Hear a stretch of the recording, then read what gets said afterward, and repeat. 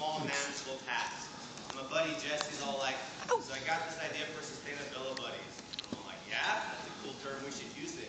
And then I decided to do something new like I do for every presentation, and that's invent something. I like that alarm. It makes me feel like something important is going to happen. Huh? Save that for their dinner.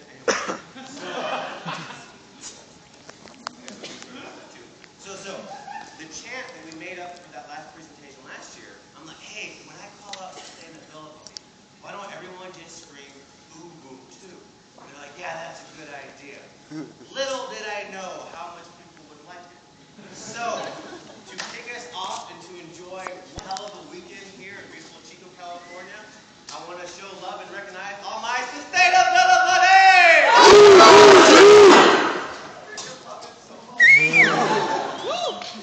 Okay, we're gonna play a game with the imagination. We're gonna start with the imagination right now. Why the imagination? I love it. It gets the mind into a creative open state. But we're gonna take that whole little opening spiel of sustainability buddies.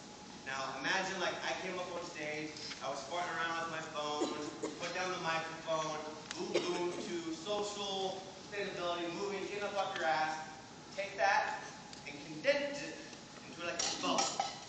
Little bubble, little orb. If you have your little snow globe thing, you can push it, shake it, and you recall kind of maybe that whole sustainability buddies Ubuntu thing, yeah? Just like imagine in a moment looking at a little snow globe and replaying that whole opening sequence. Just sustainability buddies Ubuntu. I am, you are, I thrive, you grew. We're all freaking beautiful, livable, yeah? Okay. Here we go. Second point. Imagination. Remember a seed. Remember a seed? Imagine a seed. Any seed you want. You don't have to specify what kind of seed, where it came from. Just you have the seed, and it's your seed. So everyone will go like this. Right? Close your eyes. Tell you when you can open your eyes. Imagine this seed. And put your whole whatever awareness into it. Be like, all right, what is this seed? Because you're about to get real intimate with it. Because you're going to see it go from little baby seed to full-blown big-ass plant. So, I didn't want to fall off the tree because it might not be a tree. So you have your seed. Now, if you want your seed to thrive, what kind of environment do you want for your seed? Moist. Moist. What else? Well drained. Woo! Okay, Organic. Warm. What? Well drained. Well drained. Nutritious. Fertile. What? Balanced pH. That's important, huh? Love. Nitrogen rich. Microrhiza. Yes. Microrhiza. Nitrogen. Adequate sunlight. Microrhiza. Loud. Microrhiza. Water. So, in other words, you can open your eyes now. I have to do it anyway. So, in other words, we need a lot for that little seed, right? We need a diverse, rich, fertile, moist environment with all these nutrients and different living systems to transfer water and other nutrients to keep things alive and bacteria happy. Holy crap, we just have one little seed, and we need all of this. Just so what? What the very first thing that happens to that seed when it's all like, I'm gonna start growing? What happens? It gets radical. The very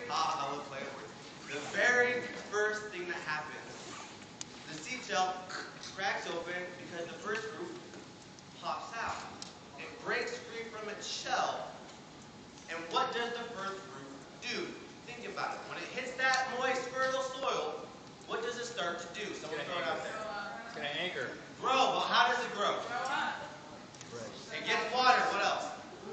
Roots. What do the roots do? Eat. Support foundation. Eat what? Nutrients, potassium, phosphate. It connects with the world around it, and it takes in the nutrients from the plant, yeah? Okay, so just imagine for a second, you're a little radical, pop, here I go, and your job, literally, in order for the whole plant to grow, is to connect to the outside world and absorb.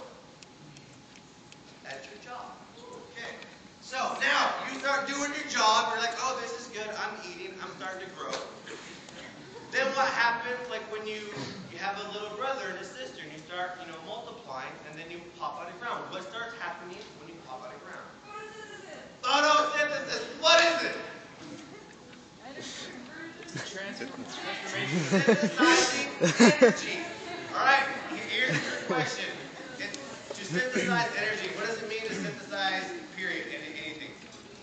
Transform. Bring it together to transform to like a creative process. One thing, blah, blah, blah, other thing, yeah? Okay. Where can you find energy? Everywhere. Everywhere. Right? Detroit. Sun everywhere, here, now, past, present, future. Energy is everything. So, to synthesize energy literally means you can take what's present all around us and convert it to something useful for you or people around you. Photosynthesis, kind of cool, right? A little bit savvy. So you're starting to grow, take in nutrients, doing photosynthesis, and you start to gain mass. Trick question, where does the plant gain its mass? Carbon dioxide. Carbon, where does it get the carbon? Space. Oh, I love educating people that comes from the dirt. I know there's a lot of carbon in the dirt and soil, but so it grows and it's taking this. Now imagine your little seed, right? Imagine what would the whole process be like if it's growing? That first radical breaking free from the shell, pop. I'm taking my environment around me. That first bit where you pop out of ground and your leaves start to sprout. What would your plant look like? What color would the leaves be? What would be around it? Imagine a little environment for your happy little plant. And imagine it taking in the carbon and growing bigger and bigger. And I just want to let you play this movie in your mind of your little plant growing. And I'm going to leave it for a minute of silence. And I want you to think, what would happen? How would it grow? Imagine the seasons changing up until it gets ready to bear its own seeds. When it becomes fruitful, take a minute, think, imagine up to the fruitful stages. Once we get there, things are about to get a little bit heavy. Imagine it grow like you're watching a YouTube video, a time-lapse film or something. I don't know. The environment changes, hot, cold, time of growth, fluorescence. Animal puts nibble on it, grows back. Little bugs live on it, grows more leaves. Maybe bark, maybe vines, maybe big long roots, maybe wide roots. But when it becomes fertile, then what is the process of developing a seed? What is a seed's purpose? Gives back. Makes more seeds, gives back. Huh? To spread life. Regenerate. Go out there. Hey, the tree, does the tree solely exist just to be that one tree its whole life? No way! That'd be you. Tree! Nothing! Oh my goodness, it'd be horrible. It'd be like a true horror film. Nothing would stay. So it's keeps growing.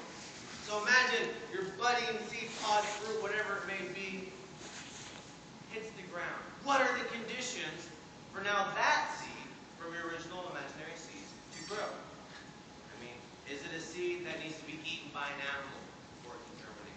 That needs to get burned through a fire? That needs to be submerged in water for a while?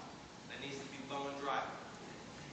Now you had an original environment where you wanted this diverse culture of epicness for your little seed.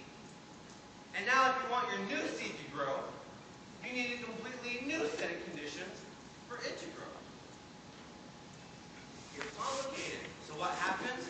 How many seeds do you think actually take root, that radical, from one season of dropping seed from a tree? What percentage? Depends on the tree, yeah, but what kind? Throw some numbers. Wow, 3%. 1 point. Oh, wait. Oh, that 100 day, right? Got to be 100 day, right? Thank you. 1%, 5%, depends on the plant. 1%. How much energy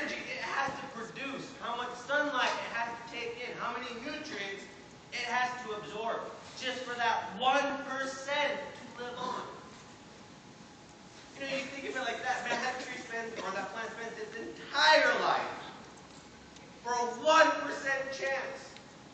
Ooh! Makes me rethink my efforts and homework. Like, I'm lazy. Now, imagine that whole seed sequence. From little baby seed, big epic, whatever it may be. Same thing, timeline, squeeze in the bubble.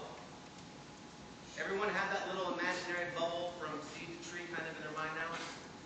So we have sustainability buddies, Ubuntu, and now little seed bubble, right? What is, this is for Mimi Riley, what is biomimicry? Anyone, throw it out there. Is what? Emulating nature. Okay, give me an example. Designing a car aerodynamically like a bird? Yes, designing a car or plane to be like a bird. So let's finish this. What else? Designing a building like a tree. Designing a building like a tree. What else? Termite mound. Bullet train. Wind turbines like whales.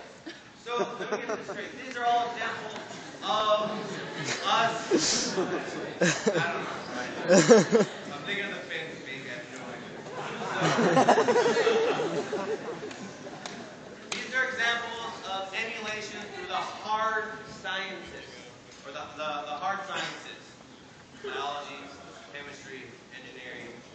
Now, the rishis, the bards who wrote the Upanishad thousands of years ago, did so by watching nature. The ancient Vedic texts were from experience and watching nature. So to them, religion literally was a sense of learning from nature, talking to Pachamama, learning from Mother Earth, serving Mother Earth. This was literally a science to them. It was a practice. They knew if you did this, this happened.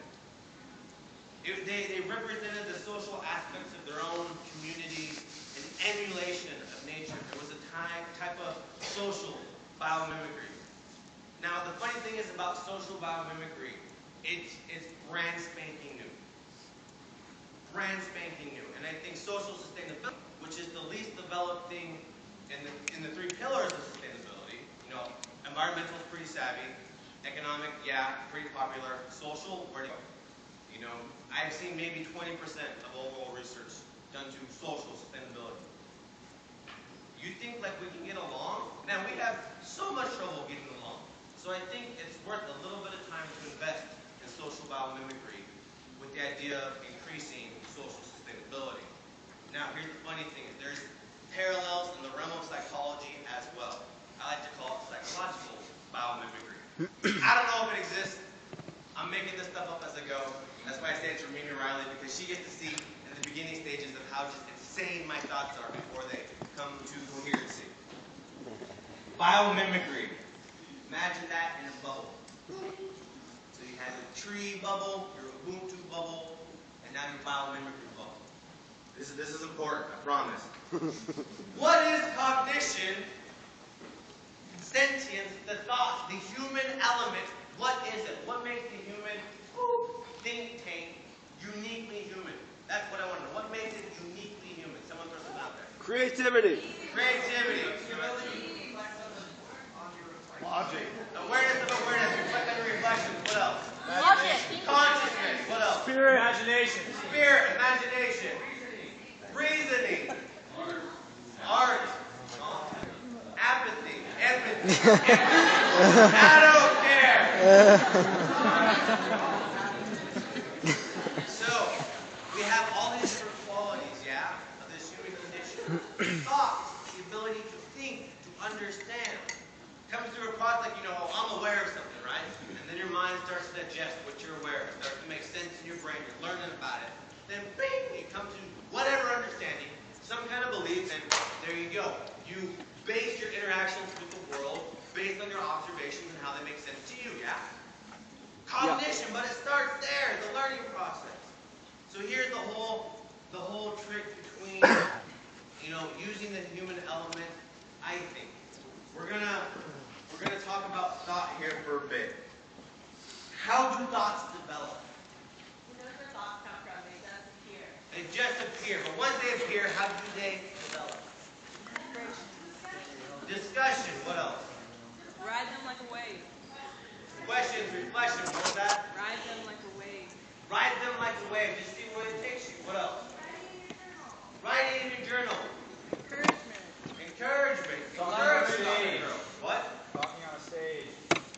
Talking on a stage? Curiosity. Huh? Curiosity.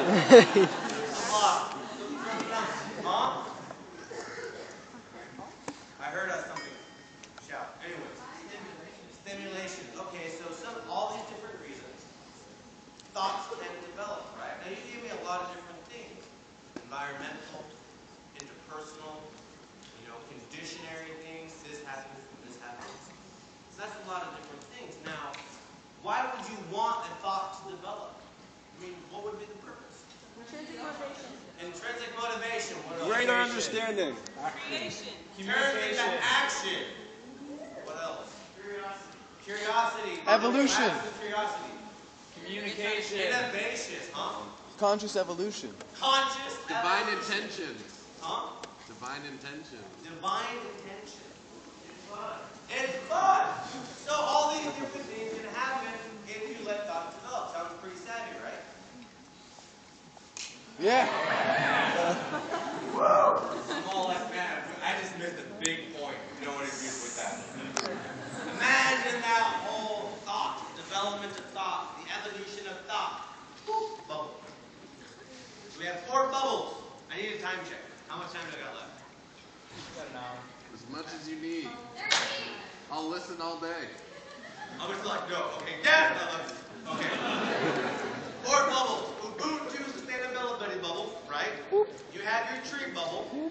You have your biomimicry bubble. And now you have your cognition bubble, yeah? Let's start combining them. Which ones do we want to combine first? If you were to squish the bubbles together and see how they interact, what would happen? Let's do, okay, how does a seed develop? Go, real quick. Radical roots. Roots, how do roots develop? Absorption. Absorption. What else? Absorb and multiply. Synthesis, the sun. Taking in from its environment, right? Okay. How do thoughts develop? Discussion. Observation. Taking in information and developing them. Right? So, I'm starting to see a connection between this whole taking from the outside environment and having it develop internally. I'm starting to see a parallel, just maybe, between the seed and thought, yeah? See it. See it. Okay, so I thought it'd be clever to call the title of my presentation Radical Thought. Not in the C-A-L, but C-L-E, Radical Thought, right? What would that mean then in the sense of social and psychological biomimicry? What then would happen when you take your little seed bubble and your thought bubble with the biomimicry one and just... What would that look like? Army. Ubuntu. Ha, imagine that. What else would it look like? Orgasm. That would be the second thing. A CSSC Convergence. The CSSC Convergence. Here we go. Things are about to get heavy. Life. Life is good. Life is very good. Like simile and, is, like life is what we associate with good. Think about it. Public space. So, we're going to play with this thought right now. A thought's developing. They take this diverse, rich environment that's fertile and ever-changing, has all this different life and perspective in it, both thoughts and radicals. Our ability to spread out, literally like the roots, if they don't spread out over a great distance, it doesn't get any nutrients. Our thoughts, the base of the power of our thoughts and what they can do for us to move towards action is based on how far your thoughts can take your open-mindedness. They go as far as your roots. If you have little shallow roots or a non-fertile environment,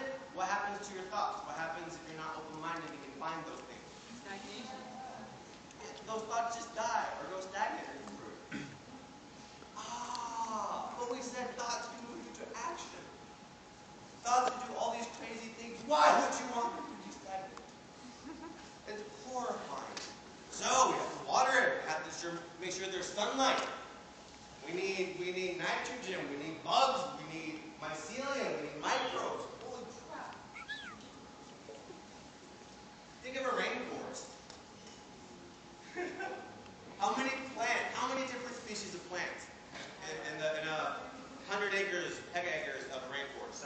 10,000. Hella! There you go, now! I just moved to Arizona recently, and I'm like, hella, and they're like, you're from NorCal, huh? Oh yeah. So, there is a ton of diversity in the rainforest, but because of the diversity and the enriching environment, what happens when a rainforest is left to just grow? What does it do? Thrives. It evolves. It just complexifies. There is no waste in the rainforest. When there's an excess of something, life just new life out of nowhere. There's a waste, no waste. We'll get back to that. I like that. Holy crap. Now here's the funny thing. Even though we're people of like minds, when we go out there in the fields or our schooling, our home life, our social life, is there not, how many minutes? 10? 40? You're killing me, Ambrosia. Ambrosia. You have this complex diversity of thought everywhere you go. Funny thing, we said seeds need this complex, diverse environment. Rainforests need all this diversity to thrive, yeah? Lucky thing then, I think, for us, our thought had this diverse environment to thrive in. But what happens to a plant like the Himalayas when you introduce it into an area like Northern California? Who knows what happens to the blackberries around here? Vacation. They're everywhere. I love picking blackberries up here in Northern. Don't get me wrong. There are so many blackberry bushes. It's ridiculous. They just monsters. They love it here. So when a single plant does that, what happens to all the other plants? They die. They're trying to compete. Right? They try to compete. No symbiosis. Right? It's just, there's no symbiotic nature. They don't groove with each other. I see maybe a problem with this, yeah? Our thoughts, when they try to compete and be the competing top dog thought, other thoughts can't live, can't develop, can't grow. It takes that balance of diversity with your environment for a seed, and I think a thought to grow. Maybe. I could be crazy, or I could be onto something, right? You guys said it too. We put this conversation together. I always like saying that you guys told me. I'm just making this up. So diversity and thought. Holy crap. So I'm asking the group here for this amazing day of events to remember perspective very well might be the richest resource we have.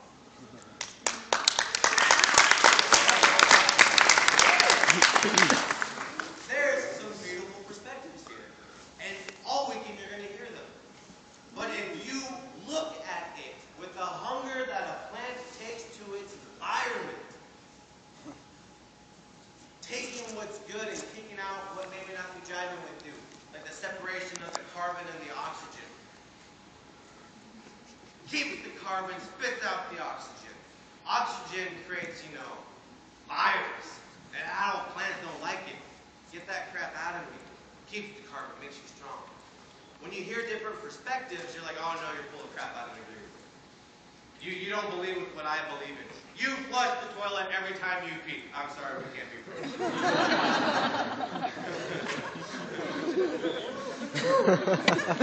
but if you somehow take what you need while being able to get rid of what's not jiving with you, even if it's your own internal crap,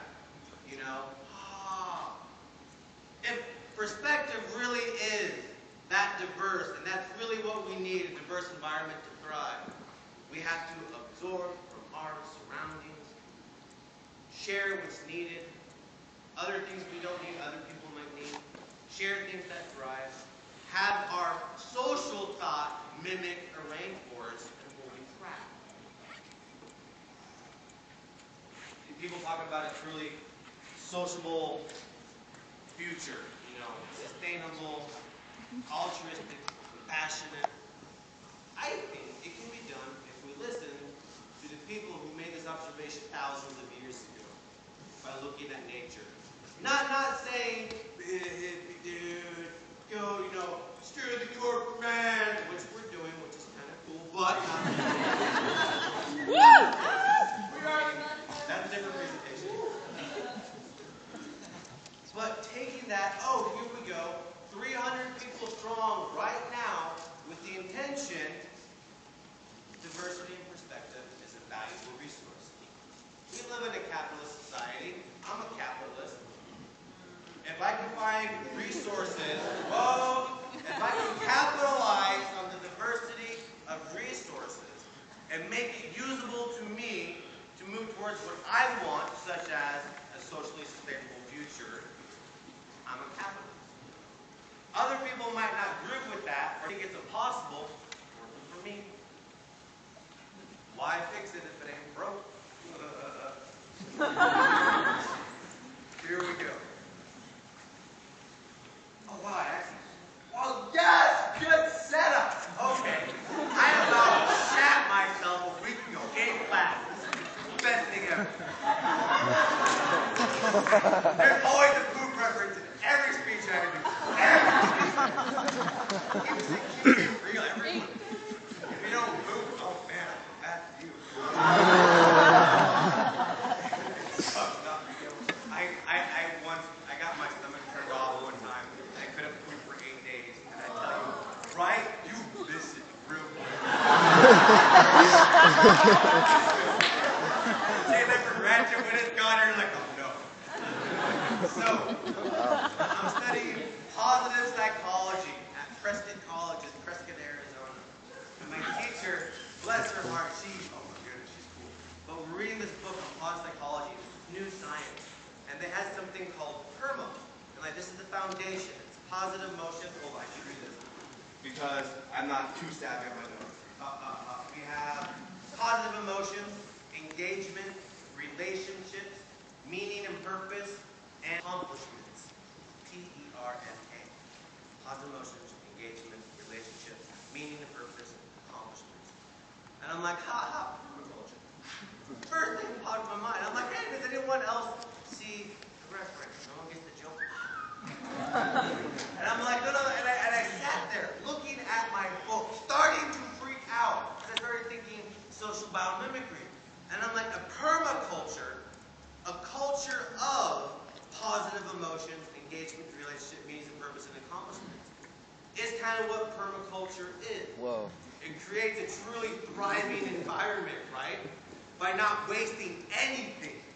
And I'm like, so this is, right? This is, go for it. Zero waste. So it's zero waste. And the sciences are here and now, and guess what? We're all studying these sciences. Holy crap. And diversity of thought is really why we're here. Oh my goodness. Right? Here we go. So what I thought of is creating a culture conducive towards positive emotions, engagement, relationships, meaning and purpose, and accomplishment. That's permaculture.